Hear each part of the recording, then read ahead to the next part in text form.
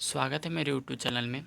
आज मैं बात करने वाला हूँ क्लास 7 की भूगोल का चैप्टर नंबर 5 जो है जल। ठीक है, जल यानी कि पानी। आप लोग जल के बारे में तो जानते ही होंगे। जब भी हमें प्यास लगती है तो हमारा जो प्यास है वो जल ही बुझाती है। ठीक है, तो आइए चलते हैं जल ही के बारे में कुछ जानकारी हासिल करते हैं इसके बारे में। तो चलिए चैप्टर में देखते हैं कि जल के बारे में सोचने पर आपके मस्तिष्क आपके दिमाग में क्या चित्र बनता है। आप नदी, जल प्राप्त, वर्षा की रिमझिम बूंदें, अपने नल के जल के बारे में ही सोचने लगते हैं। ठीक है, तो बच्चे जो वर्षा से भरे गड्ढे के में कागज़ की नाव तैराकर बहुत खुश होते हैं। हम लोग जब बच्चे थे तो क्या करते थे, जो वर्षा से जो भरा हुआ होता था गड्ढा, उसमें हम लोग ना कागज़ के नाव बनाकर उसमें तैराते थे और बहुत ज़्यादा खुश हो जाते थे। दोपहर तक गड्ढे में जमा जल गायब हो जाता था, लेकिन क्या होता था, जो दोपहर तक जब सूर्य निकलता था, वो दोपहर तक जो गड्ढे में जमा पानी होता था वो गायब हो जाता था। वह कहाँ चला जाता है, इसी के बारे में हम लोग आज चर्चा करने वाले हैं। ठीक है, तो देखिए, सूर्य के ताप के कारण जल वाष्पित हो जाता है। वाष्पित होकर कहाँ चला जाता है, ऊपर चला जाता है। ठंडा होने पर जलवाष्प संघनित होकर बादलों का रूप ले लेता है। जो जलवाष्प जो होता है वो एक जगह जमा होकर क्या हो जाता है, बादलों का रूप ले लेता है जब ठंडा होने के बाद। ठीक है, यहाँ से यह वर्षा, हिम अथवा सहिम, वृष्टि के रूप में धरती या समुद्र के नीचे गिरने लगता है। अब क्या होता है, जो बादल होते हैं ना, वो ठंडा होने के बाद क्या हो जाता है, भारी हो जाते हैं। भारी होने के बाद क्या करते हैं, वर्षा के रूप में या हिम के रूप में या अथवा सहिम, वृष्टि के रूप में धरती पे या समुद्र के ऊपर गिरने लगते हैं। ठीक है, आगे देख लेते हैं ऐसा क्यों होता है। कि जलवाष्प बनता है पहले, इसके बाद संघनित होकर बादलों का रूप लेता है, और फिर नीचे से नीचे आ जाता है फिर से। ठीक है, इस प्रक्रिया को हम लोग क्या कहेंगे, जिस प्रक्रम में जल लगातार अपने स्वरूप को बदलता रहता है। ठीक है, जिस प्रक्रिया में जो जल है वो लगातार अपने रूप को बदलते रहता है और महासागरों, वायुमंडल एवं धरती के बीच चक्कर लगाता रहता है, उसको हम लोग, उस प्रक्रिया को हम लोग क्या कहते हैं, जल चक्र कहते हैं। जो चित्र 5.1 में दिया गया है, यहाँ पे देखिए, यहाँ पे दिया गया है कि इसमें जो गड्ढा है, ठीक है, या नदी है, ठीक है, ये नदी है, इसमें से जो जल है वो वाष्पीकरण के कारण क्या हो जाता है, ऊपर चला जाता है और एक जगह जमा होकर बादल का रूप ले लेता है। फिर से यही बादल वर्षा के रूप में धरती पे आता है, फिर यहाँ से नदी के रूप में यहाँ जमा हो जाता है एक जगह, फिर से वाष्पीकरण होगा, फिर बादल का रूप लेगा, फिर से वर्षा हो जाएगी। यही इसको क्या कहते हैं, जल चक्र कहते हैं। ठीक है, चलिए तो आगे चलते हैं कि हमारी पृथ्वी थलशाला के समान है। थलशाला मतलब क्या होता है ना, देख लेते हैं। कीवर्ड दिया गया वहाँ पे कि थलशाला क्या है ना, यह छोटे घर के पौधे रखने का कृत्रिम आहत होता है। जो गुलदान जैसा होता है ना, पौधे रखने का जो छोटा, वही होता है थलशाला का मतलब। ठीक है, जो जल शताब्दियों पूर्व उपस्थित थी, जो पृथ्वी पर शताब्दियों पहले, बहुत समय पहले जो उपस्थित थी, वही आज भी मौजूद है। वही जल जो है आज भी मौजूद है।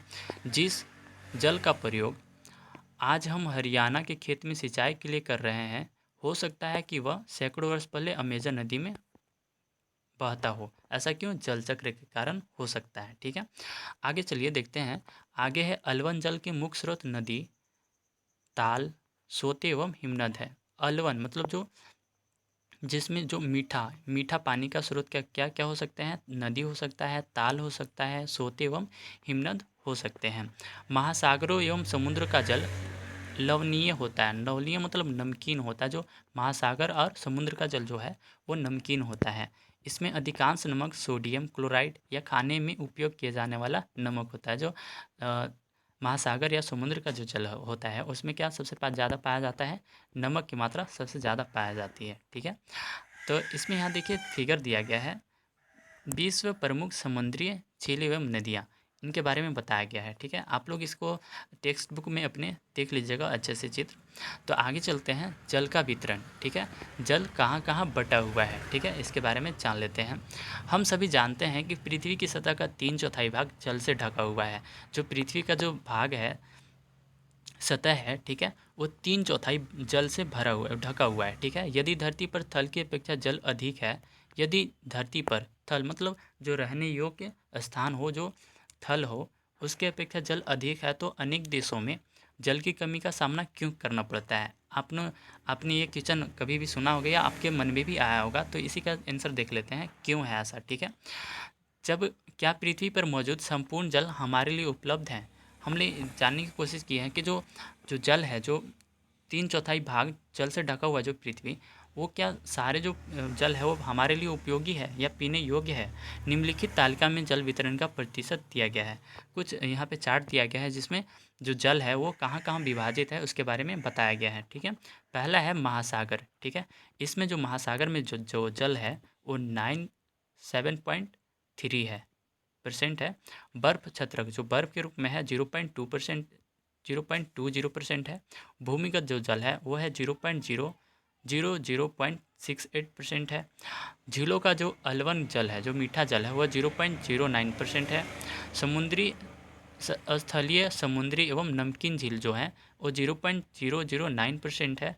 और जो वायुमंडल में जो उपस्थित जो जल है वो 0.0019% है। और नदियाँ में जो जल है वो 0.001% है, ठीक है। ये टोटल होता है 100%।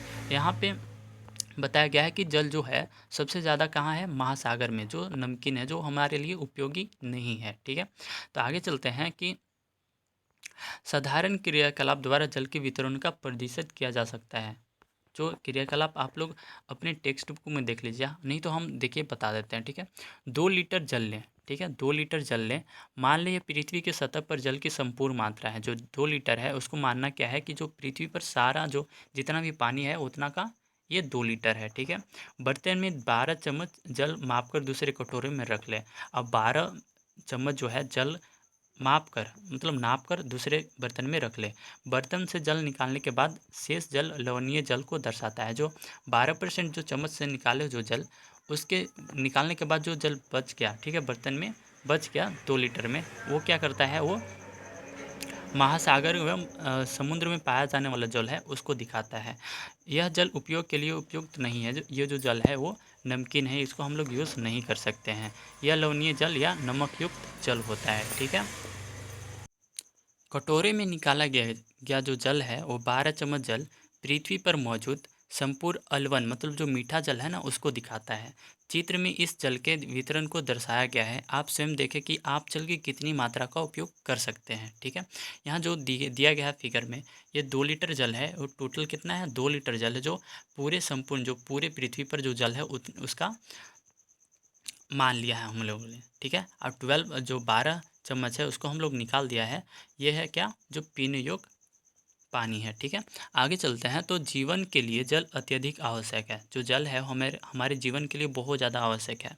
प्यासे होने पर केवल जल ही हमारी प्यास बुझा सकता है। जो जल है, हम अगर हमें प्यास लगती है तो जल ही हमारी प्यास बुझाता है।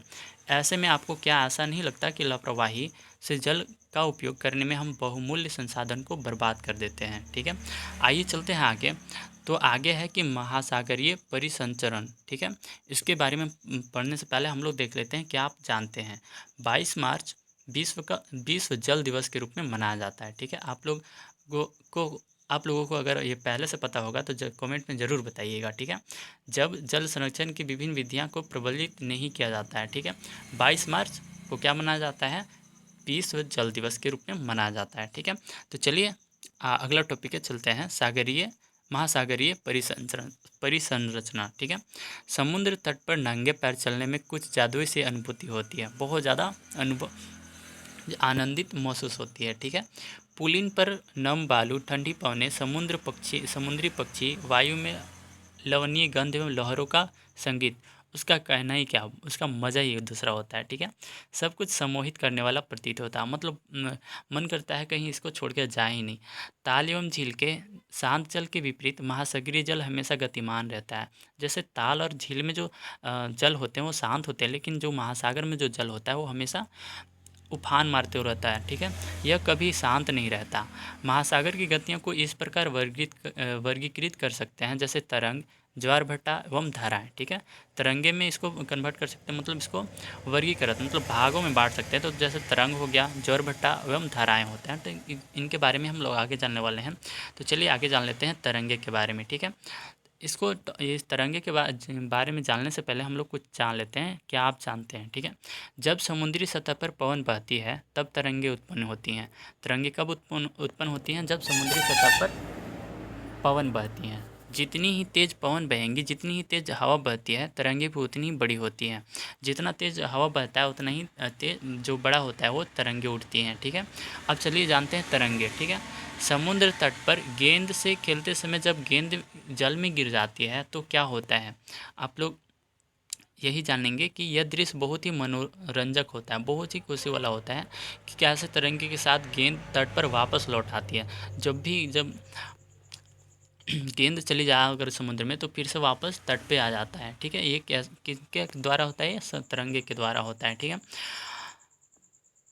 जब महासागरीय सतह पर जल लगातार उड़ता और गिरता रहता है तो इन्हें तरंगे कहते हैं। जब क्या होता है? जब महासागरीय सतह पर जल लगातार उड़ता और गिरता रहता है तो हम लोग इसे क्या कहेंगे? हम लोग तरंगे कहेंगे। ठीक है, ये तरंगे का जो चित्र है, ठीक है, ये भली बात से आप लोग देख लें।